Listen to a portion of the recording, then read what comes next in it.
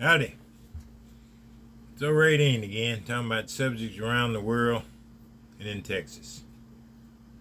We'll talk a little bit about drug addiction, a little bit more. I've been on the road, so I have to keep what I have. I have to give it away, and I realize that, because they don't need to hold on to this recovery, and I see people out there just dwindling away, if that's a word. I've talked about relapse. I've talked about triggers. I've talked about change people, places, and things.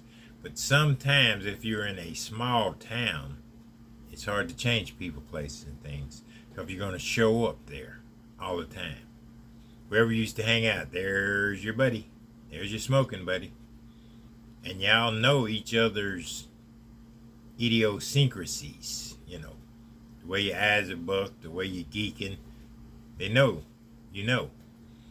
So their way of helping you is saying you need a hit. That's normal. That's a normal thing for the dope addicts.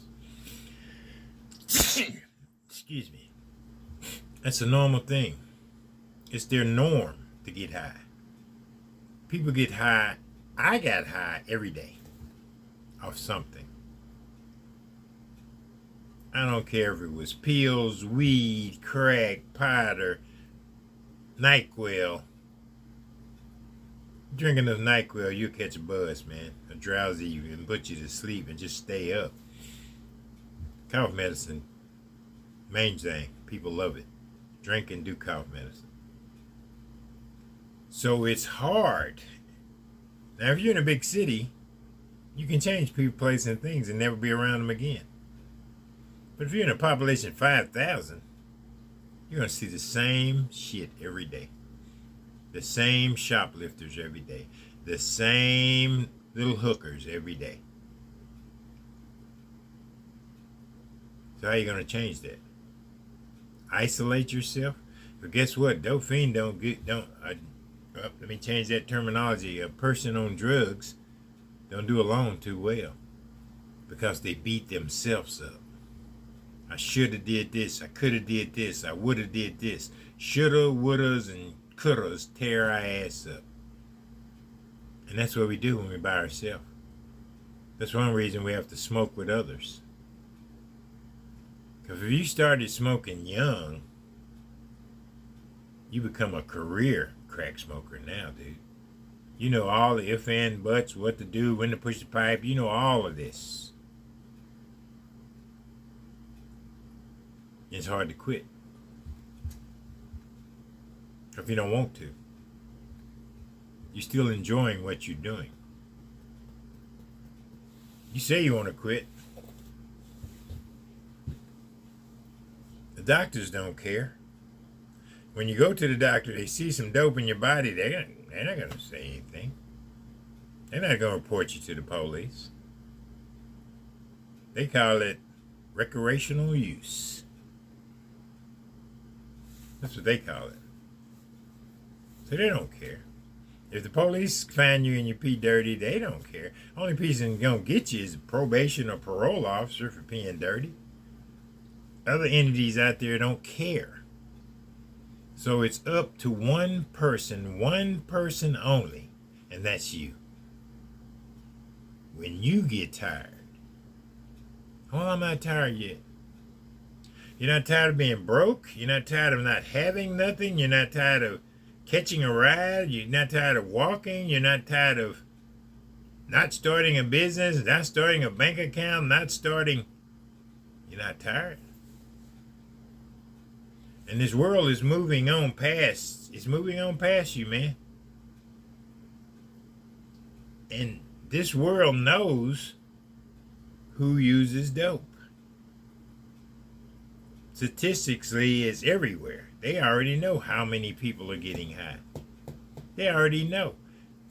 From the NSA to the phone check, the phone coverage, to the satellites in the sky, man, they know everything. And we sitting here thinking we're getting over. We thinking we're invisible. We think we're doing something no one knows about. And the number one priority, God knows everything you do. So if you really want to buckle down and try to get yourself back,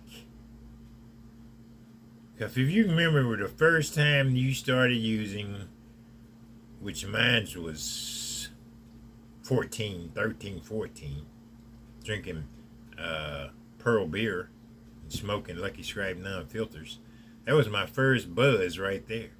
So when you get sober and clean and all this good shit, you go back right back to that age of thinking.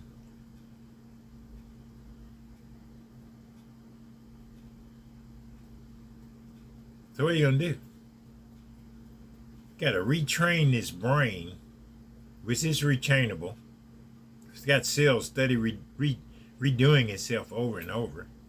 You got to retrain this brain that I don't want to do it. That's why I say you look in the mirror and you say, man, I don't want to get high today.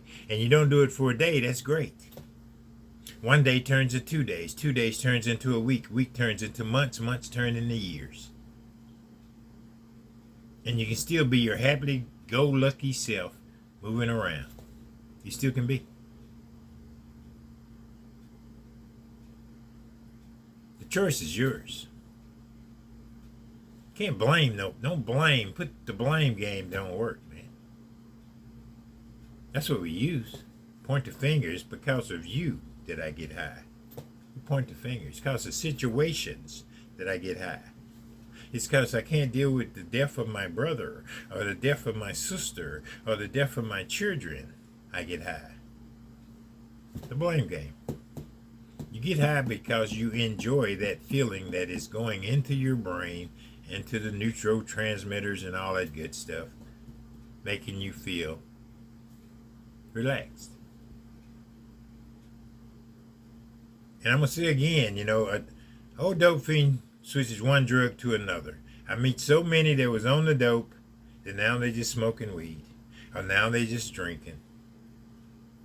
But they're okay. We're back. I don't care what nobody say about me. That's what people say. I really don't care what you do. But you're like peeing on a big fire. It'll never get put out. Something's wrong.